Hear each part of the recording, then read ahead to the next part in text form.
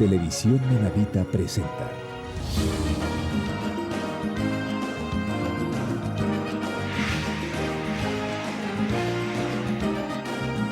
TV Noticias al cierre.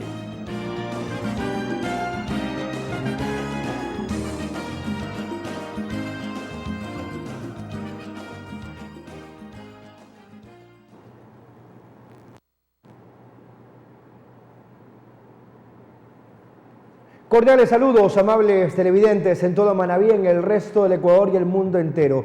Buenas noches, sean bienvenidos. Aquí arrancamos TV Noticias, emisión al cierre en este jueves 10 de febrero de 2022. 60 minutos para revisar los hechos que han generado información tanto en el Ecuador como en el mundo y de igual forma para profundizar en las temáticas de actualidad.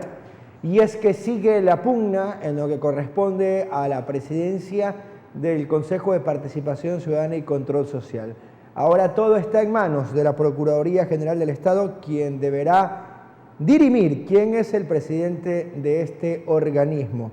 Lamentable, pero a estas instancias hemos llegado. No nos sorprende ya en el Ecuador. Además, la nueva mayoría de la Asamblea Nacional ha solicitado que se prioricen juicios políticos a los vocales del Consejo de Participación Ciudadana y Control Social. Este tema va a traer todavía consecuencias o responsabilidades en el ámbito político y veremos si en otro ámbito. Lo cierto es que ya expertos empiezan a vertir sus criterios en torno a este tema. Temas relacionados también a la seguridad y los hechos más destacados en la provincia de Manabí, y es que se registró un nuevo ataque tipo sicariato en la capital de los manavitas, Puerto Viejo. Recuerden que este informativo también lo puede seguir en tiempo real por nuestra cuenta oficial de Facebook. Estamos como Televisión Manavita y posteriormente lo podrán revisar en nuestro canal de YouTube como Televisión Manavita. Sean bienvenidos y bienvenidas. Empezamos con temas relacionados a la seguridad, y es que un nuevo ataque tipo sicariato se confirmó hoy en la capital de Manabí, Puerto Viejo. Un hombre fue asesinado. La víctima alcanzó a enfrentarse con sus verdugos. Nuestro compañero Marcelo Ruiz ha hecho un seguimiento a este caso y nos amplía los detalles en la siguiente nota. Cerca de las 2 de la madrugada de este 10 de febrero, un hombre fue asesinado a bala por dos sujetos que se movilizaban en una motocicleta. Al parecer lo estaban siguiendo, ya que el hombre llegó en un taxi desde la ciudad de Manta hasta su casa en el sector de la Ciudadela Libertad 2, en Puerto Viejo. Sí tiene antecedentes, está por verificarse, pero anteriormente tuvo una detención. No tenía mucho tiempo aquí el panel. No vivía en Manta. No vivía en Manta, porque casi ni sabía que era el marido de él.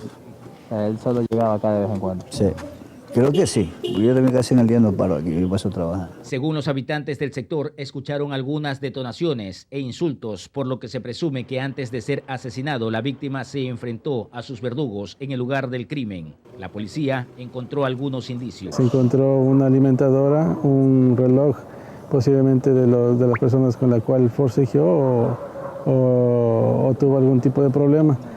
De igual manera, se encontró varios indicios balísticos. Nos encontramos realizando las diligencias investigativas para establecer los posibles causantes y el móvil. Familiares de la víctima, quien fue identificado como Steven Roldán Holguín Macías, llegaron para identificar el cadáver. Aquí se vivieron escenas de dolor. La policía, junto a las unidades de criminalística y DINASED, emprendieron las primeras investigaciones para esclarecer esta nueva muerte violenta en Puerto Viejo.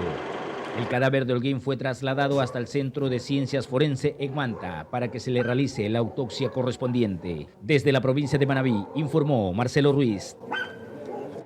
Y 3 personas resultaron heridas en un siniestro vial que se registró también en Puerto Viejo. Los detalles enseguida.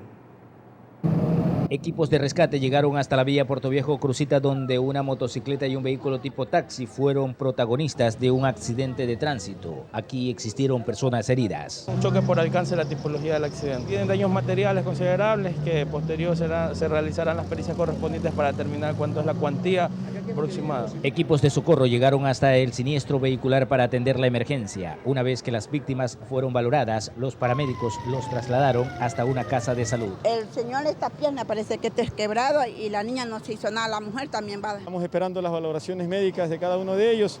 Hasta el momento se sabe que solamente están con heridas, pero tenemos que igual esperar la valoración de cada uno de ellos. Agentes de la Oficina de Investigación y Accidentes de Tránsito, OIAT, llegaron para realizar el peritaje correspondiente en este siniestro, en el que ambos vehículos registraron daños materiales y fueron llevados a los patios vehicular. Desde la provincia de Manabí, informó Marcelo Ruiz. Vamos con otros importantes temas en el ámbito político. Darío Herrera, ministro de Vivienda, anunció que tras la visita del presidente Guillermo Lasso a la República de China, se logró concretar la donación de más de 2.000 viviendas a favor de los damnificados del terremoto abril 2016 que afectó a Manabí. Yo tengo una buena noticia para Manabí. Yo creo que los manavitas tenemos que estar, por fin, yo creo que alegres de esta buena noticia que les voy a dar. A partir del día lunes 14 termina ya el feriado por el Año Nuevo en la China. Y a partir del 15 de febrero comenzaremos ya una de las últimas reuniones con el gobierno chino para finalizar el convenio de donación de 2.932 viviendas para Muisne, Pedernales y Canoa. Esta donación es una donación que originalmente se firmó en el 20 de octubre del año 2016 y desde el 16 hasta acá, por la falta de gestión de las administraciones pasadas, nunca se pudo concretar poder recibir esta donación del gobierno chino para construir esas viviendas para los damnificados del terremoto. Y este gobierno del presidente Guillermo Lasso es un gobierno serio, cuando cumple algo, cuando promete algo lo cumple.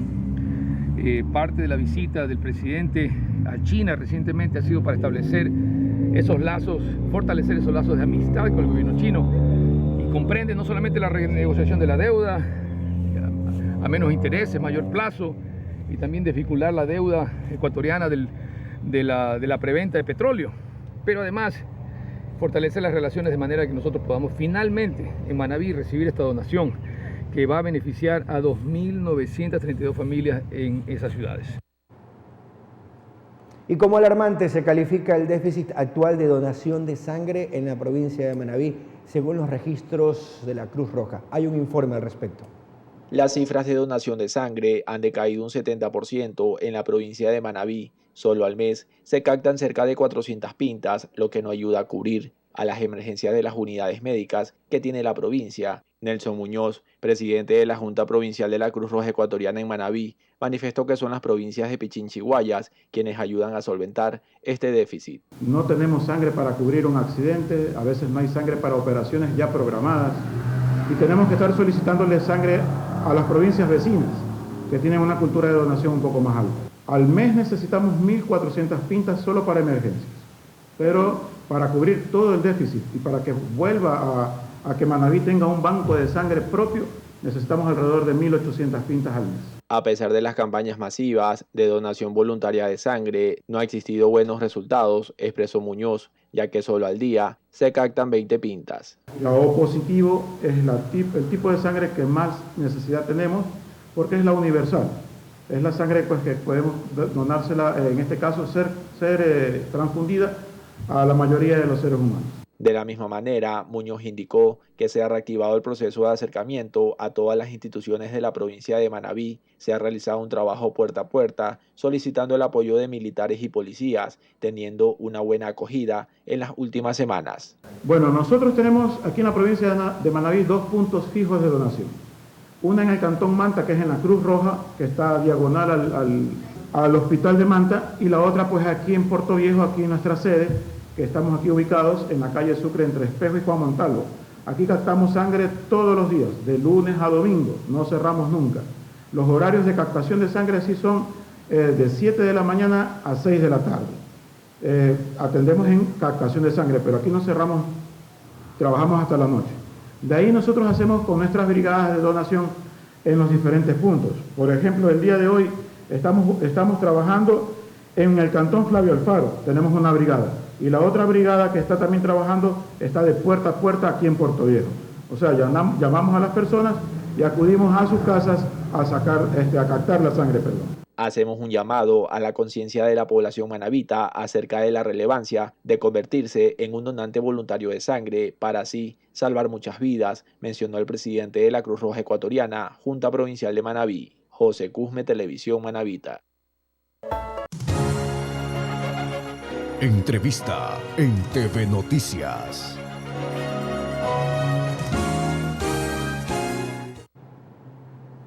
Gracias por seguir con nosotros, 22 horas con 19 minutos. Estamos de vuelta con más y sean bienvenidos al espacio de entrevistas. Ayer 4 vocales del Consejo de Participación Ciudadana y Control Social decidieron, en este caso, algo que termina generando polémica y controversia en la actualidad. Incluso se debate la legalidad de esa decisión, justamente el de remover de sus cargos de presidente y vicepresidente del organismo a Sofía Almeida y a David Rosero respectivamente.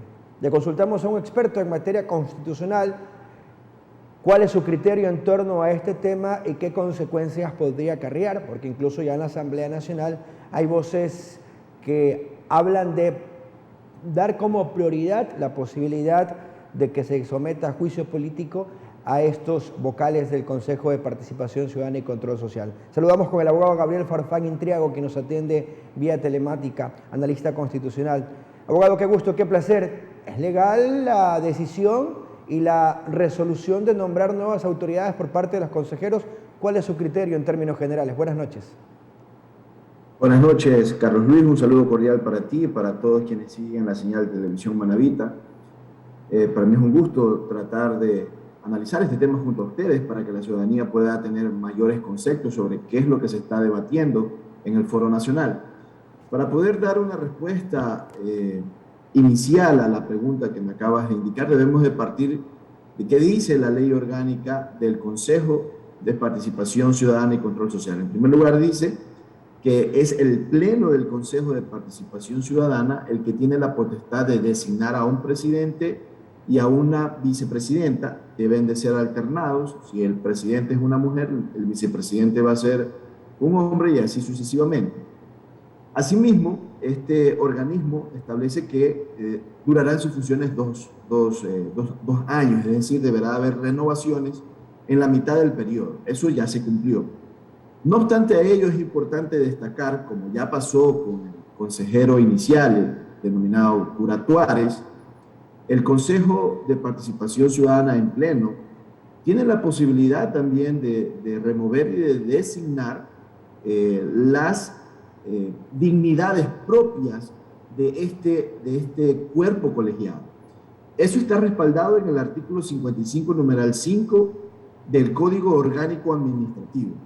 Si el Pleno del Consejo de Participación Ciudadana sesiona, tienen quórum y existen los votos, pueden hacerlo.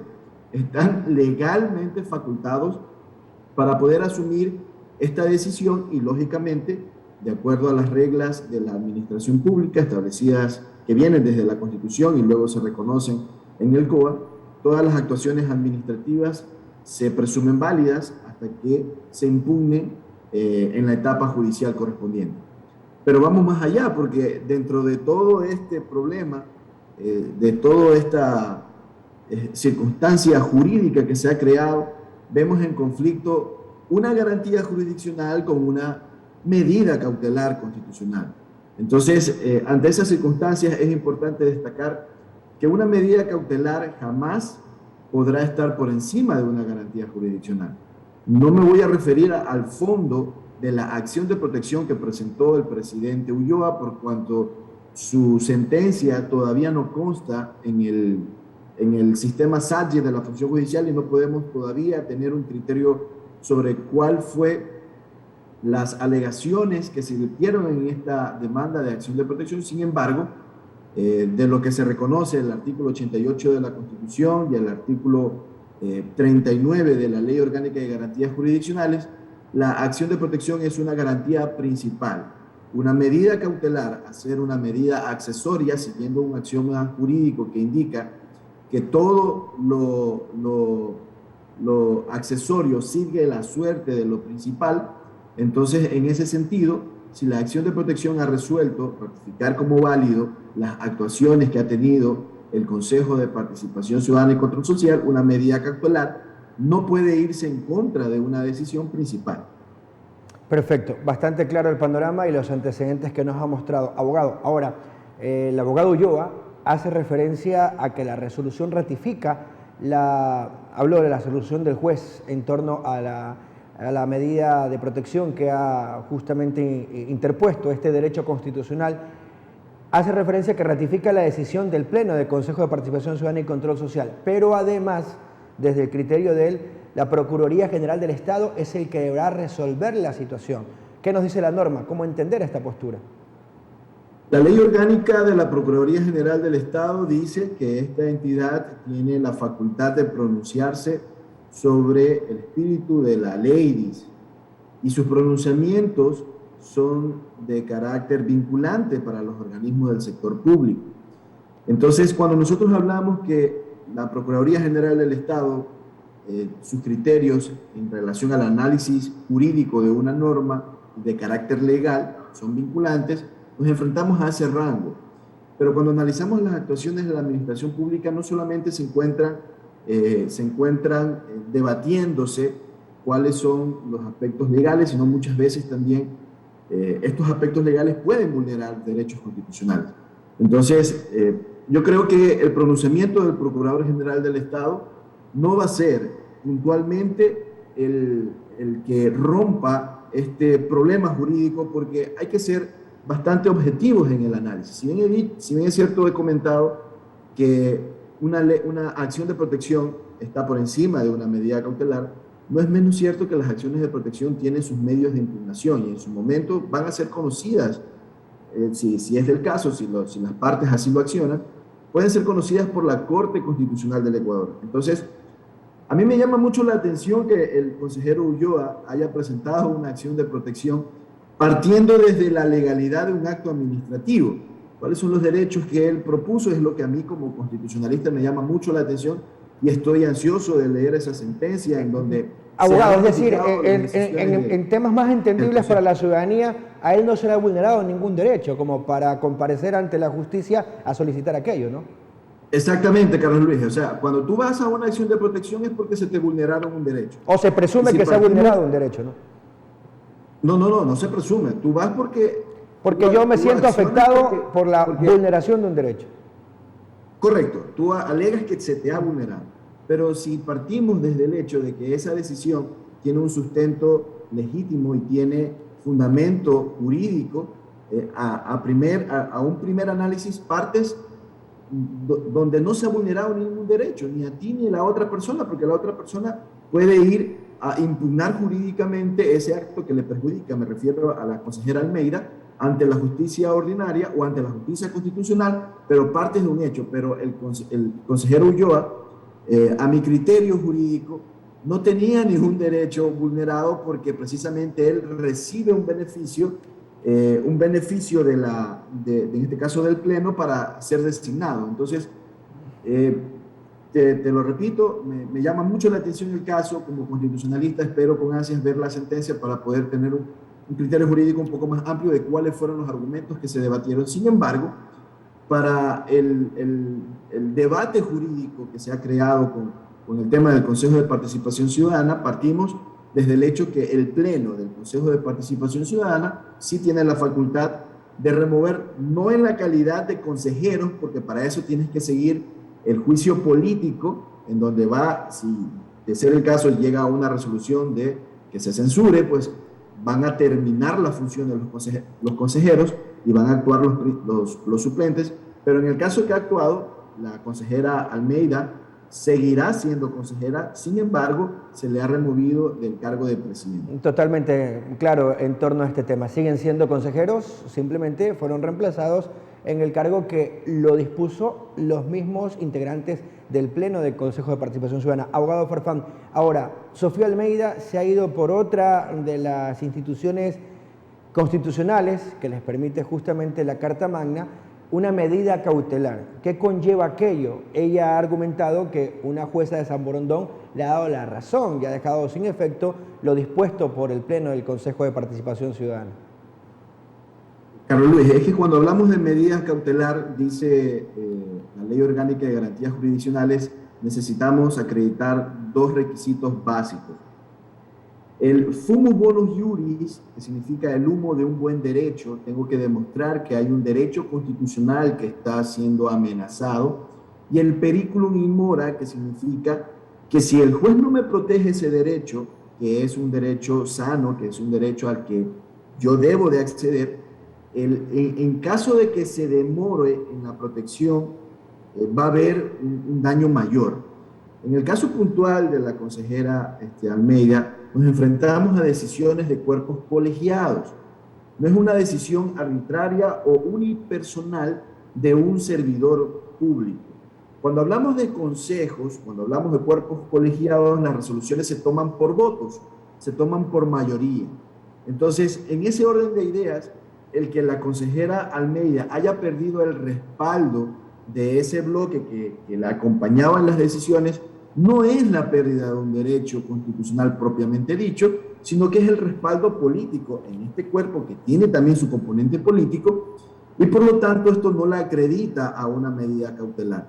Pero más allá de todo esto, una resolución de medida cautelar jamás le va a dar la razón a alguien, porque es una garantía accesoria, es hasta que se cumpla una condicionante que permita verificar si se vulnera o no se vulnera un derecho. Entonces, en este caso, esto que no es una sentencia, que es una resolución, que es una medida cautelar como tal, no le da la razón a ella, y ella lo pretendía utilizar como un candado para evitar que el Consejo ejecute en uso de sus funciones, los consejeros sesionen y luego, con las reglas básicas de procedimiento parlamentario que están reconocidas en la Ley Orgánica del Consejo de Participación Ciudadana y del Código Orgánico Administrativo, que ha venido a suplir muchos vacíos en relación al manejo de los cuerpos colegiados, ella pretendía, a través de esta medida cautelar, restringir algún tipo de decisión que le vaya a desfavorecer. Sin embargo,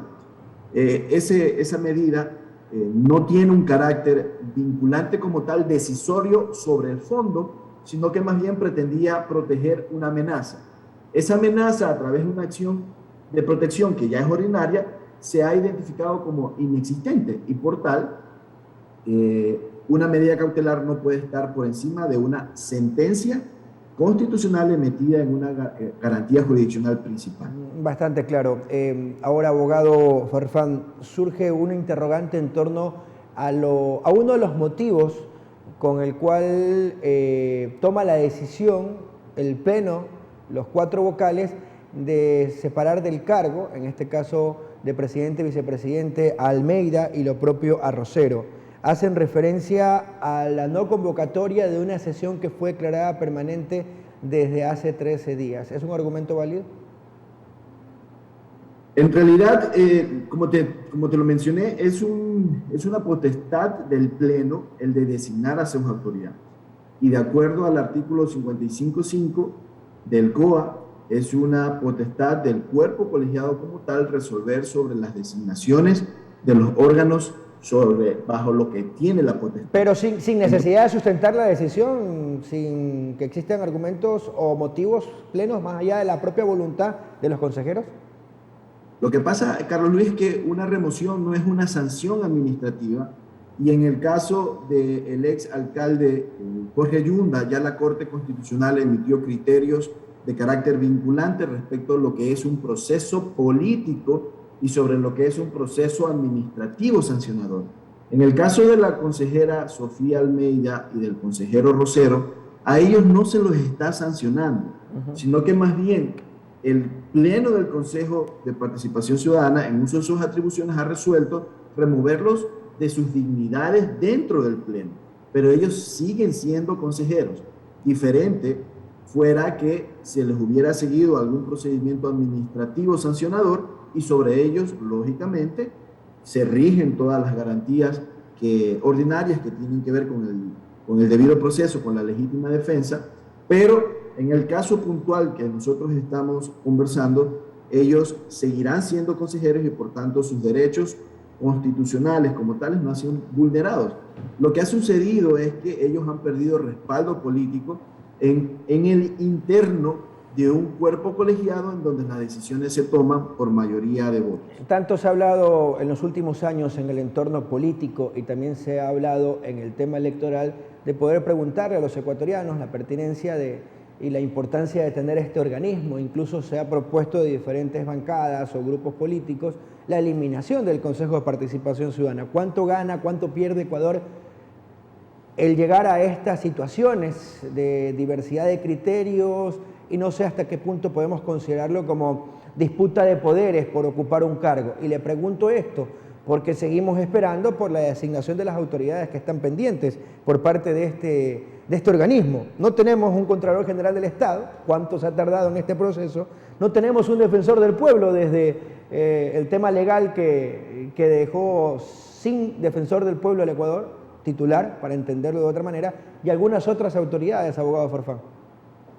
Carlos Luis, a ver, yo tengo un criterio muy claro sobre el Consejo de Participación Ciudadana. El Consejo de Participación Ciudadana como institución es un avance en la protección de los derechos de participación ciudadana. Sin embargo, ya en su implementación se contaminó con esta función de designar autoridades.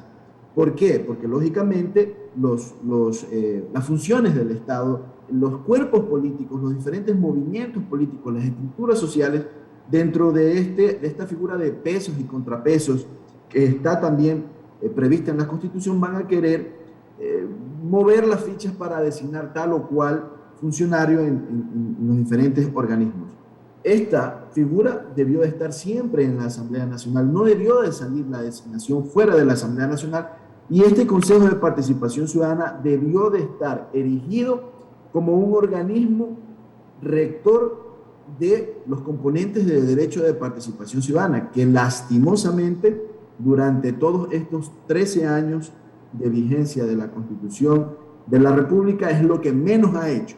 El Consejo de Participación Ciudadana tiene la fama que tiene y ha enfrentado los problemas políticos que tiene porque han enfocado la misión institucional única y exclusivamente a la designación de autoridades, mientras que procesos como los consejos barriales, las asambleas ciudadanas, las sillas vacías siguen estando vacías en el Ecuador, cuando la intención de la silla vacía era llenarlas con procesos ciudadanos, pero se ha dejado a libre albedrío de los gobiernos municipales todo el tema de participación ciudadana, y el Consejo de Participación Ciudadana, que debió ser el organismo rector de la política pública de participación, lo que menos ha hecho es fomentar la participación de los ciudadanos, y lo que más ha hecho es crear pugnas a nivel político para el tema de la designación de autoridades, y es a lo que nos enfrentamos en estos momentos.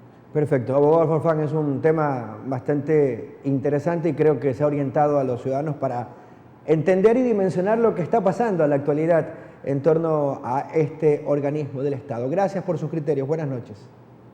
Un gusto, Carlos Luis. Buenas noches a todos. El abogado Gabriel Farfán Intriago, analista constitucionalista. Sus criterios en torno a la decisión tomada por los consejeros del Consejo de Participación Ciudadana y Control Social de remover de sus cargos a quien estaba como presidenta y como vicepresidente hasta ayer. Hoy hay nuevas autoridades y hay una disputa para que se ratifique dicha decisión. Ya han acudido incluso a la justicia ordinaria mediante diferentes instituciones jurídicas constitucionales para sentar bases en torno a las posturas que tienen. Vamos a una pausa comercial y enseguida regresamos aquí en TV Noticias, emisión al cierre.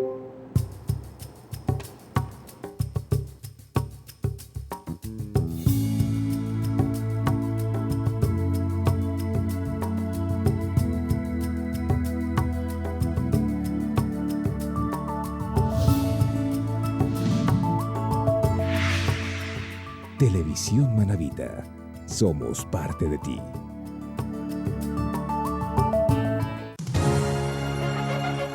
Entrevista en TV Noticias.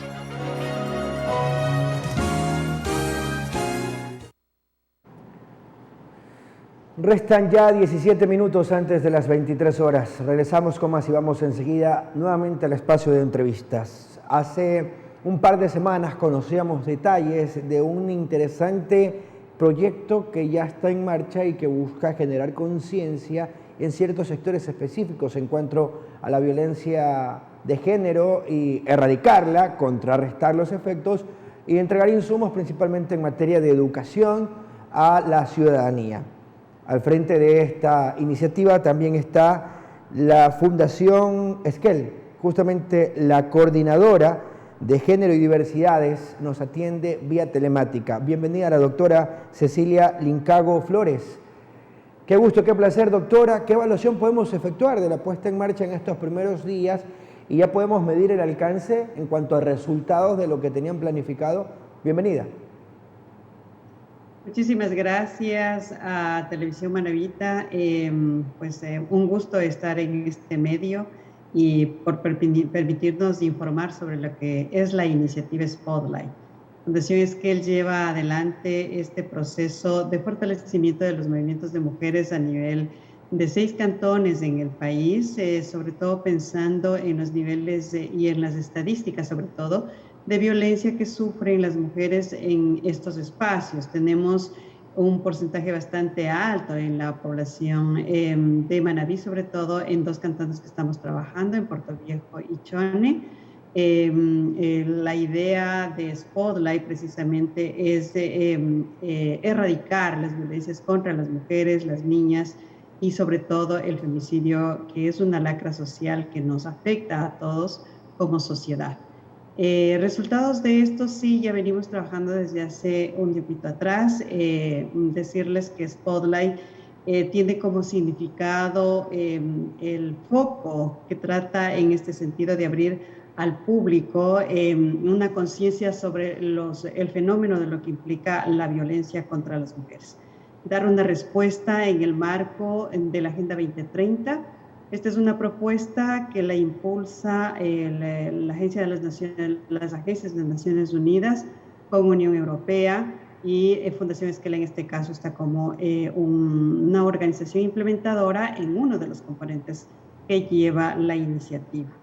Ecuador es el 6º país en el que se implementa esta iniciativa, a él precisamente porque también es uno de los países más violentos y con mayor riesgo para la vida de las mujeres. Antes de profundizar como tal en la iniciativa, justamente profundicemos en ese aspecto que acaba de puntualizar, el alto índice de violencia que existe en el país. ¿Han estudiado lo que tal vez tenemos como consecuencia que ha llevado a estas altas cifras que generan una preocupación y qué debilidades de pronto en el sistema ustedes han podido evidenciar? Digamos, el tema de la violencia es un tema estructural. Es un tema estructural de comportamientos, de actitudes, de una sociedad que pone, de una sociedad machista en el que las relaciones de poder están basadas en los estereotipos y en los roles de hombres y mujeres. Y esa cultura es la que tenemos que ir cambiando, ¿no es cierto? Y esos son los factores por los cuales hasta el día de hoy se tienen estos elevados índices de violencia. Trabajar de manera conjunta, en alianza, en colaboración. Esta propuesta lo que propende es precisamente a que se visibilice, a que se sensibilice a la sociedad ecuatoriana con respecto a lo que viven las mujeres en el país. El costo de la violencia para las mujeres es bastante alto, por lo tanto también para el Estado. Mientras no tengamos el nivel de conciencia de que las mujeres como sujetos de derechos están siendo afectadas, también estamos afectando la realidad del país, estamos afectando el ingreso del Producto Interno Bruto por el nivel de producción que puede participar las mujeres en el país. Entonces, esos, estadísticas que nos dan sobre todo los índices que tiene el INEC, nos dice que 7 de cada 10 mujeres a lo largo de su vida son violentadas. Y en Manabí, sobre todo, ubica en un tercer lugar el tema de los femicidios. Y eso es bastante alto, ¿no es cierto? Está sobre el promedio de la realidad nacional. Y eso implica también trabajar de manera conjunta, si bien es cierto, con los movimientos, con los colectivos, las militantes, pero sobre todo creo que también aquí es un llamado a la sociedad. Es un llamado a todos a juntar el esfuerzo para que esto que queremos, erradicar las violencias, como dice la Agenda 2030 que impulsa Naciones Unidas, lleguemos realmente al 2030 a decir estamos eliminando, estamos erradicando, y las mujeres pues tienen otra realidad, ¿no? Que entonces por ahí es donde estamos trabajando. Totalmente. Ahora, doctora, entiendo que ustedes hacen mucho esfuerzo para que estos planes lleguen a la colectividad y se genere un resultado positivo, pero entiendo que a la vez puede existir una frustración en el balance cuando revisamos que las cifras, al contrario, van en aumento al pasar de los años. ¿Qué más falta para generar esa conciencia y entregar los insumos necesarios para evitar este tipo de violencias? En este momento la propuesta está enfocada en trabajar con la sociedad civil en los territorios de intervención que está atendiendo el proyecto, ¿no es cierto? Estamos conformando redes, conglomerados, con las organizaciones, con las militancias, la idea de que los niveles de intervención se disminuyan y que tengamos también procesos de prevención, que implementemos la normativa que tenemos. La LOEIP, por ejemplo, ya tiene planteado cómo se debe hacer la atención. El sistema de atención tiene que activarse, el sistema de atención tiene que funcionar, porque también ahí encontramos bastantes trabas en el tema del momento de las denuncias, el momento de las demandas, el momento en que las mujeres acceden a los servicios de salud, el momento en que tienen que ser atendidas por el tema de justicia.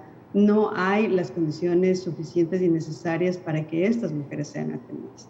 Por lo tanto, insisto, es un tema de conciencia social, es un tema de juntar voluntades, es un tema de trabajar de manera conjunta, sociedad civil, autoridades, de trabajar también y de fortalecer herramientas para la actuación.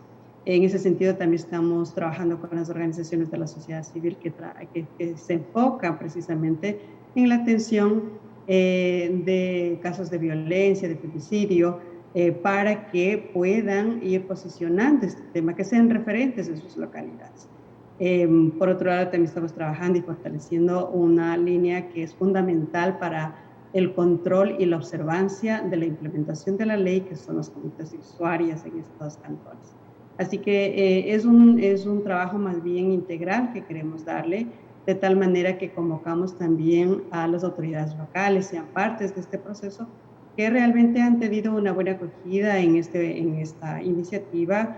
Los consejos cantonales, los gobiernos locales han sido nuestros aliados, a quienes también con los cuales también nos hemos juntado, porque también es parte de ese sistema que tiene que atender a las mujeres. Perfecto.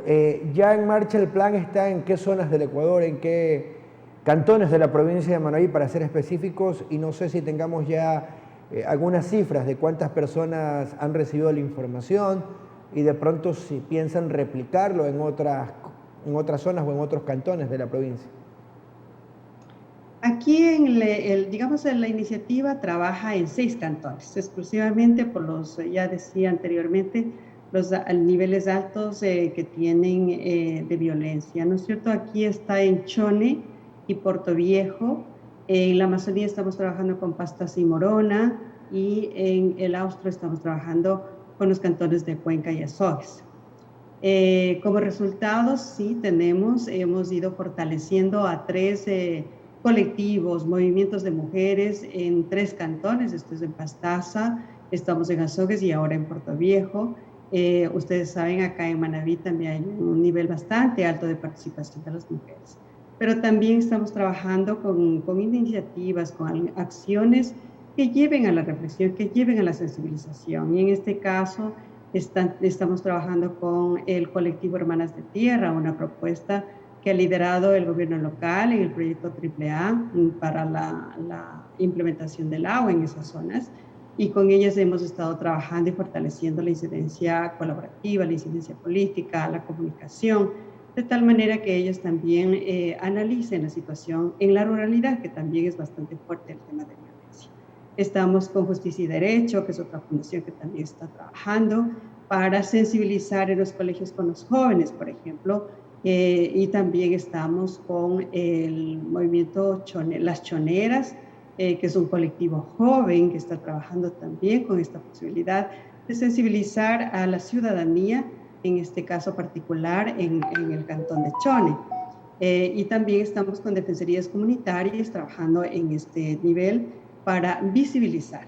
Son organizaciones que ya están trabajando, sin embargo lo que queremos es que haya una mayor apertura, una mayor reflexión, un mayor análisis y también involucramiento de esos nuevos actores, ¿no? O sea, nosotros trabajamos y hemos levantado esta alerta, digamos, de que vayamos bajando los niveles de violencia, pero tenemos al otro actor, ese otro actor que de pronto son nuestros compañeros, de pronto son los colegas del transporte. O sea, aquí tenemos que arrimar el hombro para realmente llegar a que podamos decir somos una sociedad que estamos respetando los derechos humanos tanto de hombres como de mujeres y que realmente le apostemos a que paremos las violencias. Perfecto, doctora. Estaremos pendientes de poder actualizar la información y hacer un alcance de los resultados que se están obteniendo y también las proyecciones a los proyectos cercanos que se tengan. Gracias por sus criterios. Buenas noches. Muchísimas gracias. Buenas noches. La doctora Cecilia Lincango Flores, coordinadora de Género y Diversidades de la Fundación Esquel. Detalles de esta campaña de conciencia denominada Violetas y los avances del trabajo que están efectuando principalmente en el Cantón Chone, provincia de Manabí.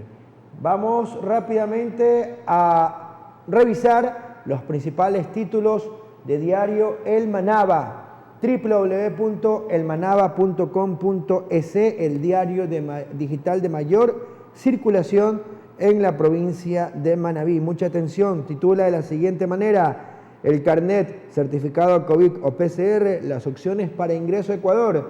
Detalles de la resolución del COE Nacional. Además, el presidente Lazo exhortó al gobierno municipal la ejecución de acciones efectivas para enfrentar la época invernal en Balao, esto en la provincia de Guayas. Créditos, títulos de propiedad de tierras y certificados reciben productores del Cantón Tosagua en Manabí.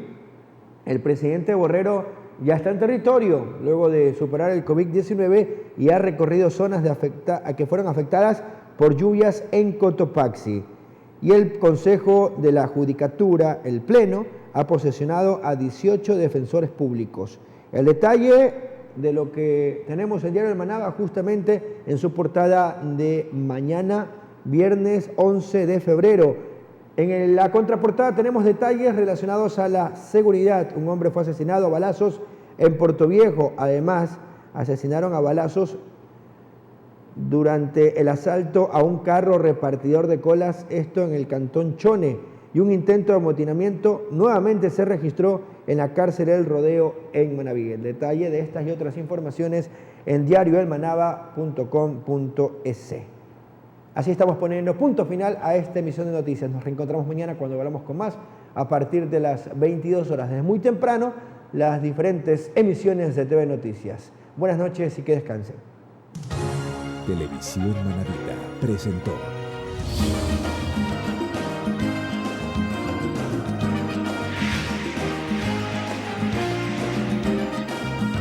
TV Noticias al cierre.